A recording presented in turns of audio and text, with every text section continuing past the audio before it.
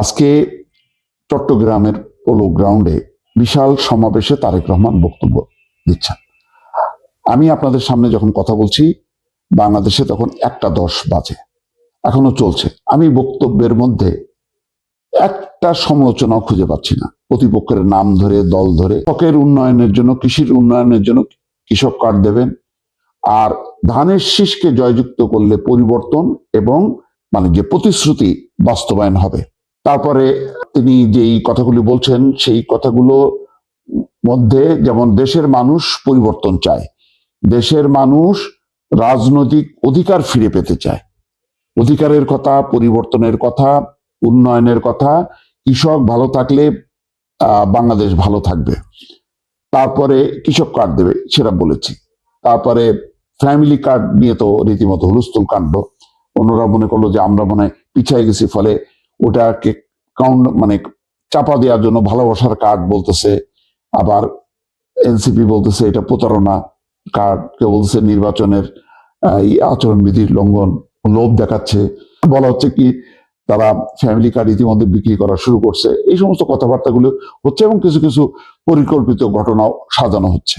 তো যাই হোক, আমার কাছে সবচেয়ে বড় কথা হলো যে পুরো বক্তব্যের আগে খেয়াল করেন তো, নির্বাচনী জনসভায় সবাই মনোযোগী থাকে, কিন্তু তারেক রহমান গতকালকের মতন আজকেও দিনটা শুরু করলেন তরুণদের সাথে করে নিয়ে।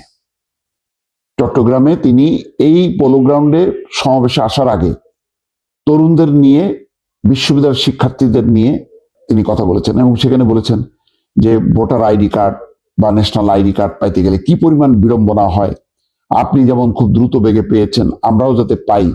তারপরে ছবিগুলো তোলা হয়, মনে হয় যেন দুর্ভিক্ষ পীড়িত মানুষ, সেগুলো হাস্যকর হয়ে যায়, সেগুলি উন্নয়ন ঘটানো। অর্থাৎ তরুণদের স্বপ্ন, তরুণদের প্রত্যাশা, সেই কাজগুলোকে কত গুরুত্ব দিচ্ছেন প্রতিটাতেই। গতকালকে দেখলাম যে সেই গুলশান লেকের পাশে খোলা জায়গায় বসে বক্তৃতা দিচ্ছেন দুইজন বিদেশি, দেখলাম দুই বিদেশি নারী দূরের থেকে বসে দেখলো, পরে তারা আবেগ সামলাইতে না পারে যে আবার মোলাকাত করলো, জাইমা রহমান তাদের সাথে কথা বললো, তারেক রহমান কথা বললো। এইটাই হচ্ছে ম্যাজিক।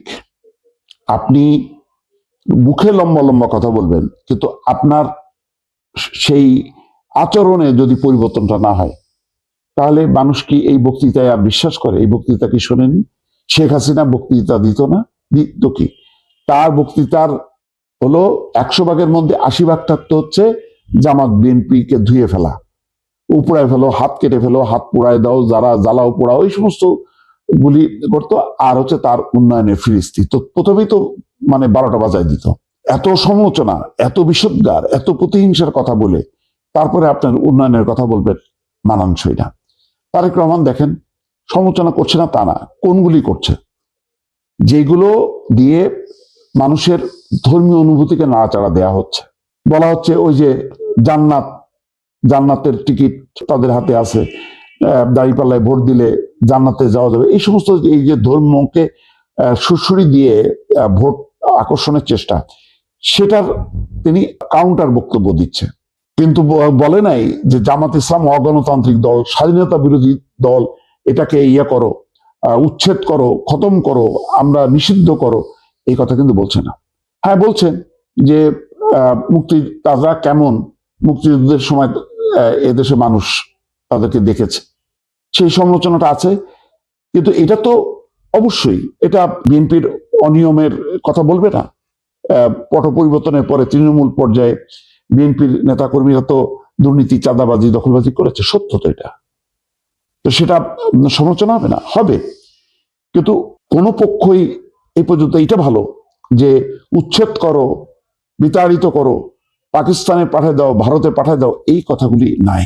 শালীনভাবে সমালোচনা হচ্ছে এবং আমার ধারণা যে তারেক রহমান শুরুতে একটা ঝড় তুলেছেন এবং দেখিয়েছেন যে রাজনৈতিক ব্যবহারটা কিভাবে করতে হয়।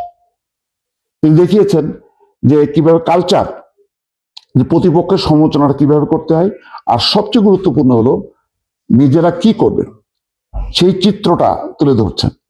যে ক্ষমতায় গেলে বিএনপি কি কি করতে চায়, কিভাবে বাস্তবায়ন করতে চায়, তার একটা বিশদ বিবরণ তিনি তুলে ধরছেন।